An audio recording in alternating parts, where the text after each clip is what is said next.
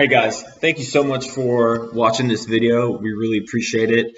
I just want to apologize very quickly because we have not made any new content. We haven't made any new material, and it's really bugging me because I know that I want to share some of our struggles and our insight with you guys. Anyone who is going through the same type of challenges that we are, CJ and I, my buddy from college, who is going to be joining me in this program almost every video. But yeah, it's been a little hard just with getting all the logistics down, getting our schedule down, getting the equipment too. We're going all out.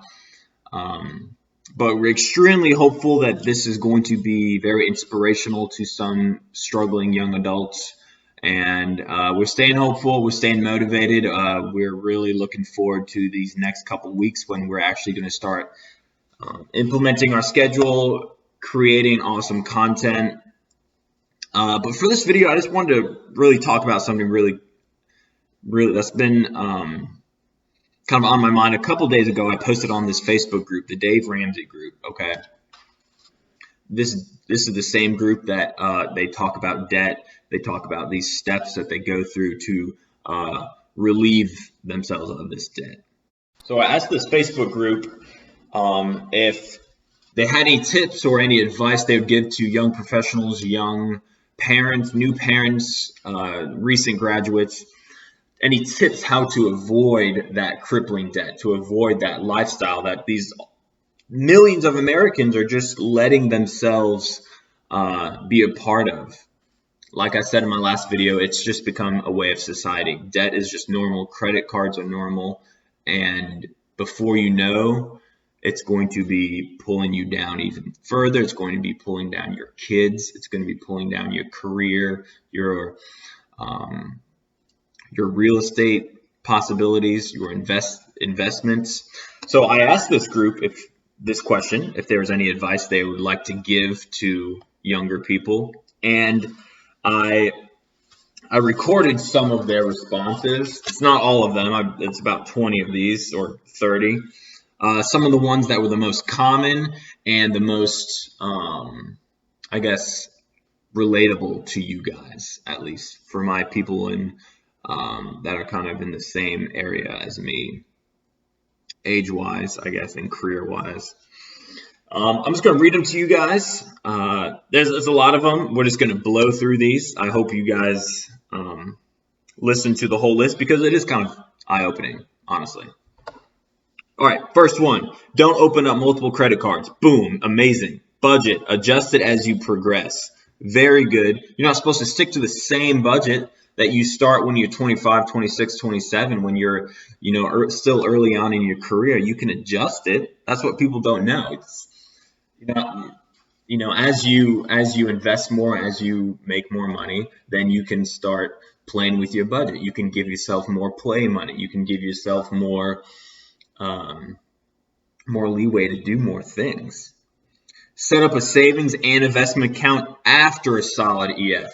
EF is a big thing we're going to be covering in these videos as an emergency fund. COVID-19 really kind of opened our eyes in this concept because so many of my friends who are, doing whatever job, they're very hard workers, very diligent, but they just did not want to set up that emergency fund, that savings account specifically for pandemics, specifically for accidents, okay? And when this pandemic rolled around, they were barely scraping by until those stimulus checks. So this is going to be a huge part that we want to hit on in this program, in our content that we make. Next one, be smart in college. Don't blow money. Gosh darn, if I would have known this in college, man, just with Greek life, with going out to bars, with eating out, with going to bars, then eating out, it's just stuff that we don't think about. College kids don't want to think about, and this is huge, I think. And it's even huge when people graduate. I was still doing this when I was 22, 23, right before really getting deep into my career as a teacher. Pay debt fast. Lower investments if you have debt. This is huge. A lot of people don't think that the interest rate may be higher on your debts than it is on with the investments that you're putting money into. So you're actually, if you think about it, you're actually losing money, even though you are investing, you are saving money. You're actually, at the end of the year, you're actually losing money because your debt is actually getting higher faster than your investments are getting you money. Pay debt fast. Be smart about your money. Boom, easy. College, after college, with a family, anytime. Be smart with your money. Don't be stupid. And that's I say that because trust me, and me and CJ are going to talk about this so much. We were so stupid with our money. There's so many stories where we were just so foolish, and if I could go back now, I would slap myself multiple times with both hands. Buy real estate slowly. Some people go right into real estate. If they've saved up the big chunk of their money, they say, I'm going to buy real estate. I'm going to buy an apartment. I'm going to buy a house. Do it slowly, because those, even after the closing costs, even after you get the house, there may be something wrong with the house or something may happen. So you have to kind of, one, you have to set up your budget even further. You have to set up your emergency fund even. You have to set it up even stronger, okay? Because you're going to have multiple real estate investments. So you have to do that slowly. Buy your first house. Wait a couple of years. Buy your second house. When you start getting that income flowing in, whether through Airbnbs or tenants.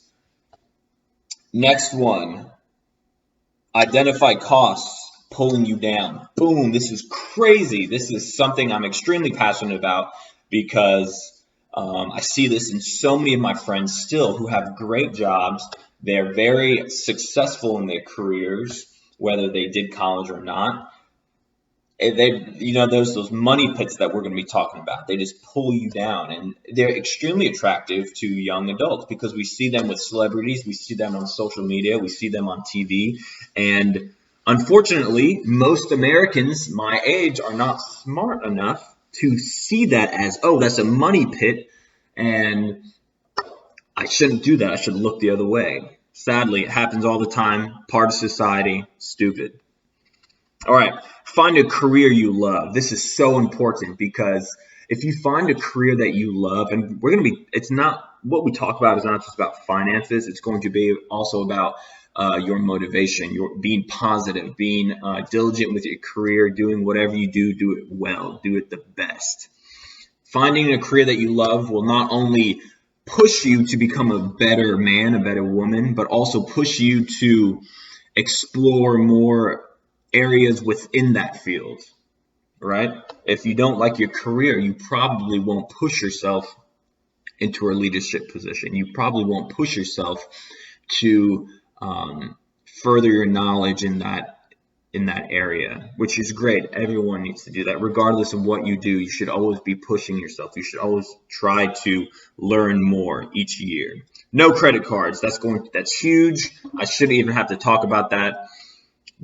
That's going to be like 30% of what we talk about. No credit cards. If you're smart, you can do a credit card, singular. Multiple credit cards, there's no point. You can raise your credit limit on one card to $10,000, $15,000, $20,000.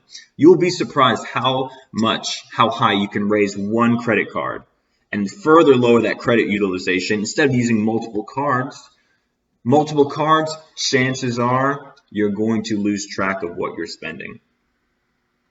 Not talking smack, just laying some facts.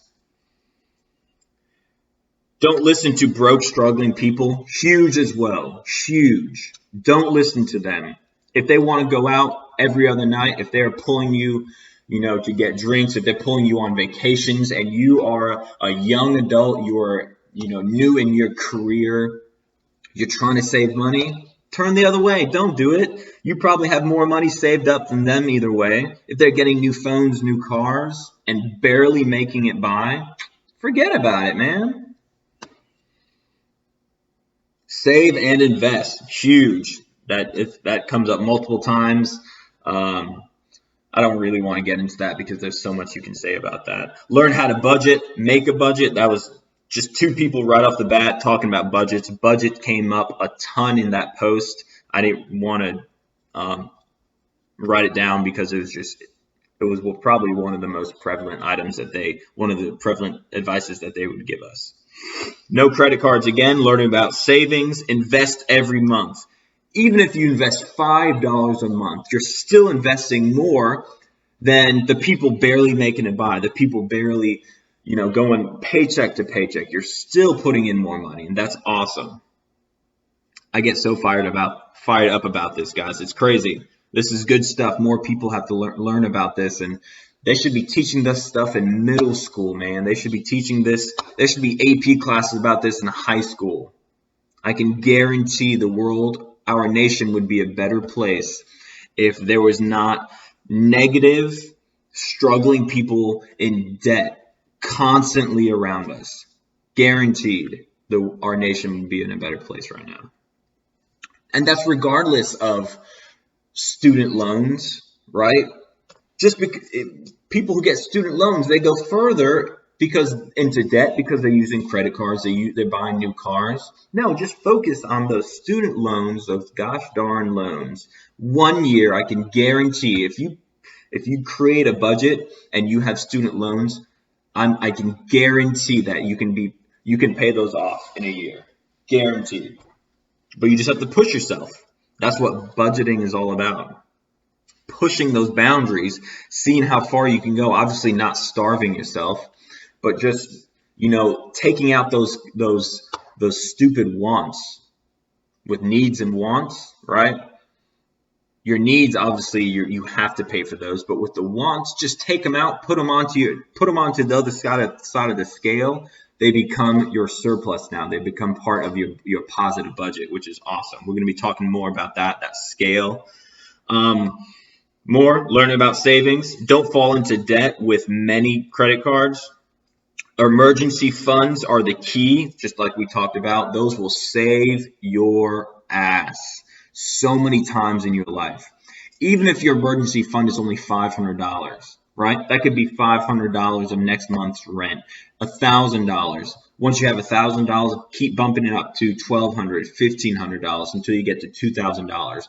Once you get that $2,000 in that emergency fund, you can start saying, you know what? I did this in like 3 months. I bet I could get that up to $5,000 in the next 3 to 4 months. Pushing yourself, seeing how far you can go.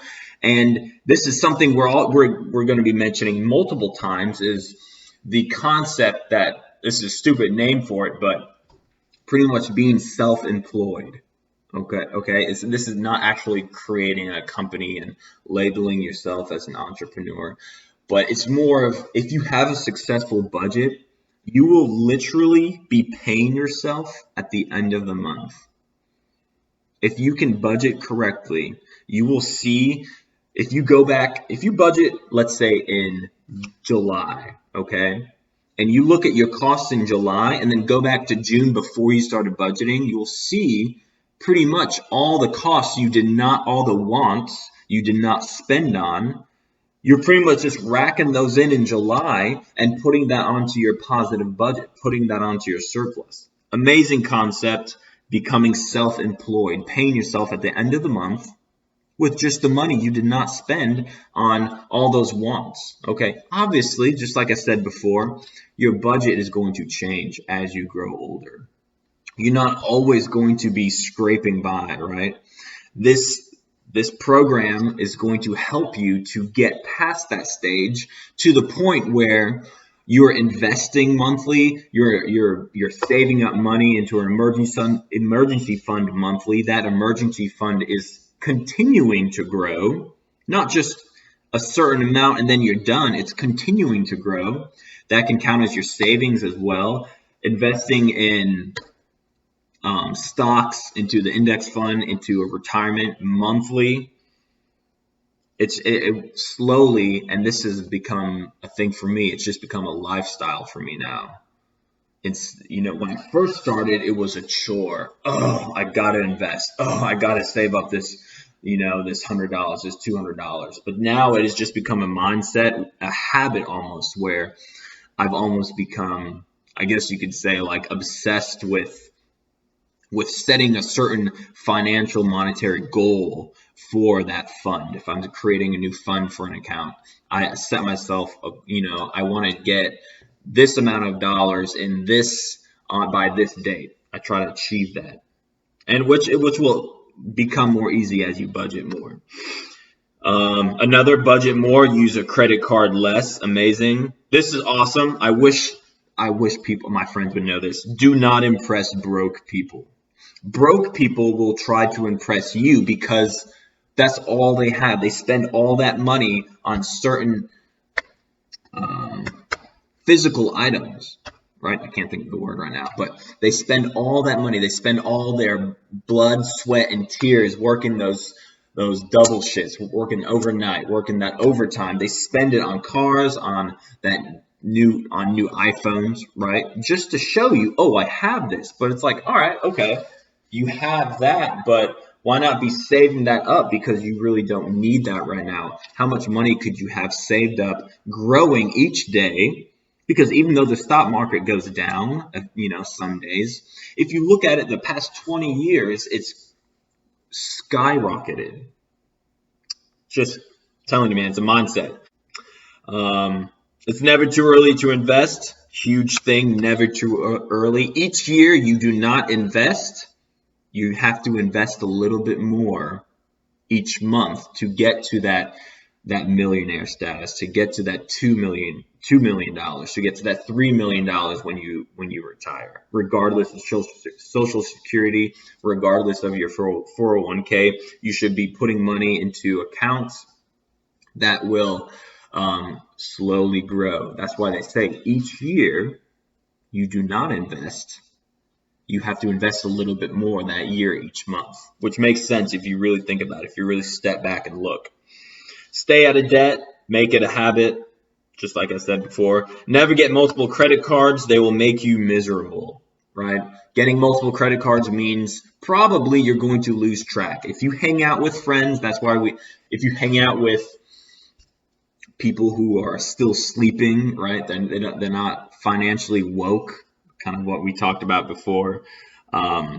It sounds like we're making a joke about it, but these people really are. They're sleeping in this mentality that everything's going to be okay. They can pay off this debt in 5 years, or they don't have to worry about investing. But each year it will get harder. Each year that debt will grow.